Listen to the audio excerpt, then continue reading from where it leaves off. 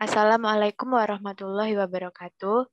Salam berbahagia untuk kita semua. Pada kesempatan ini, kami akan menyampaikan materi mengenai integrasi nasional.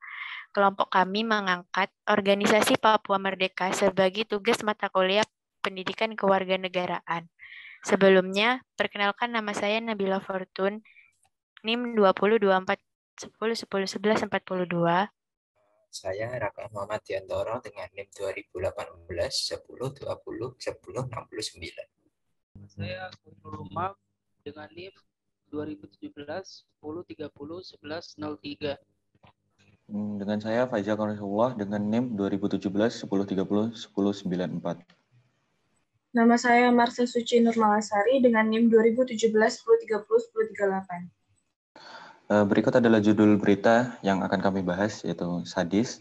Sejak Januari 2021, OPM sudah 8 kali serang warga sipil dan TNI. Gerombolan bersenjata OPM ini ternyata tidak hanya menargetkan aparat TNI dan polisi saja sebagai sasarannya, tetapi mereka juga menargetkan warga sipil yang dianggap tidak mendukung dengan gerakan mereka. Perwira Penerangan atau Papen Kogab Wilhan 3, Letkol Laut Denny Wahidin menyatakan, dalam 2 bulan terakhir, kelompok bersenjata KKB atau OPM begitu aktif mengganggu pos TNI Polri di Intan Jaya. Sejak Januari 2021 hingga Februari, setidaknya telah terjadi 8 kasus kontak senjata yang melibatkan para gerombolan bersenjata OPM. Yang pertama yaitu 6 Januari 2021, kelompok OPM telah melakukan penyerangan dan pembakaran satu buah pesawat misionaris milik PT MAF di Kampung Pagamba, Distrik Bianduga, Kabupaten Intan Jaya. Yang kedua, 30 Januari 2021, gerombolan OPM itu juga kembali menembak seorang warga sipil yang bernama Boni Bagau. Yang selanjutnya, 8 Februari 2021, nasib yang sama dialami oleh Ramli, juga tewas di tangan OPM. Selain itu, 5 orang prajurit terbaik TNI telah tewas akibat serangan OPM. Selanjutnya, Organisasi Papua Merdeka atau OPM dinilai telah menghancurkan integrasi wilayah Indonesia, dikarenakan dalam proses pembentukan organisasi ini bertujuan untuk memerdekakan Papua Barat yang termasuk wilayah Indonesia, dalam artian memisahkan diri dari Indonesia. Selain itu, integrasi sosial budaya tentu saja terancam hilang, karena dalam NKRI sosial budaya tersebar kemana-mana termasuk wilayah Papua Barat. Sehingga bila wilayah terpecah, maka budaya Indonesia yang beraneka ragam menjadi berkurang. Faktor terjadinya pemberontakan organisasi Papua Merdeka. Adanya perbedaan cara pandang nasionalis Indonesia dan nasionalis Papua. Pandangan bahwa Papua dijajah sebenarnya dilatar belakangi oleh perbedaan dan kesenjangan antara Papua dengan daerah lainnya, baik dari segi budaya, wilayah, etnis, dan lain-lain. Yang ketiga, terdapat beberapa isu yang berkembang di Papua yang memberikan reaksi bagi mencuatnya ketidakpuasan publik Papua, di antaranya yaitu masalah optimalisasi pelayanan publik, isu pembangunan, dan isu rasisme. Sampai pada saat ini, konflik OPM belum juga menemukan titik penyelesaian.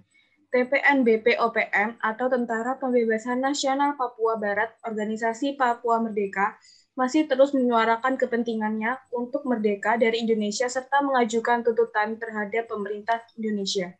Sejauh tuntutan mereka tidak dipenuhi, mereka mengancam bahwa perang di antara mereka dengan pemerintah Indonesia tidak akan berhenti. Alternatif penyelesaian dari masalah OPM yaitu 1. Pasca tahun 2000, khususnya pada zaman Joko Widodo, pembangunan mulai difokuskan pada wilayah tertinggal, terdepan, dan terluar, atau biasa disebut 3T. Kedua, harga BBM di wilayah Papua disamaratakan dengan Pulau Jawa. Pembangunan infrastruktur ditingkatkan dan tentunya pendidikan dimajukan. 3. Pembangunan yang dipercepat di daerah Papua tentu saja membuat pro kemerdekaan Papua menjadi melemah karena mereka merasa diperhatikan kembali oleh Indonesia.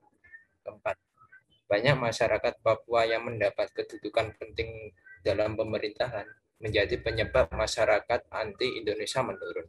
Konflik yang terjadi antara pemerintah Indonesia dengan OPM adalah sebuah konflik dengan akar permasalahan kompleks. Mulai dari permasalahan historis, ideologi, hingga rasa ketidakadilan yang diterima rakyat Papua. Perlawanan yang terjadi bukan hanya semata-mata karena ingin memerdekakan diri, namun juga dalam rangka memperjuangkan keadilan sosial dan ekonomi bagi masyarakat Papua. Resolusi konflik yang telah dilakukan oleh kedua belah pihak dianggap masih belum efektif. Penyelesaian konflik yang paling efektif untuk ditempuh adalah dengan melakukan dialog antara kedua belah pihak melalui mekanisme horse trading. Pelaksanaan dapat berjalan lebih efektif dan kedua belah pihak dapat menyampaikan keinginannya secara terbuka. Berbagai adaptasi juga diperlukan dalam melakukan dialog antara kedua belah pihak. Pengubahan live aktor serta agenda dalam dialog merupakan substansi yang dianggap penting untuk diselaraskan kembali oleh pemerintah Indonesia demi tercapainya perdamaian. Komitmen dalam melakukan dialog harus dipenuhi oleh kedua belah pihak demi terciptanya resolusi konflik yang diinginkan. Berikut referensi dari PPT kami.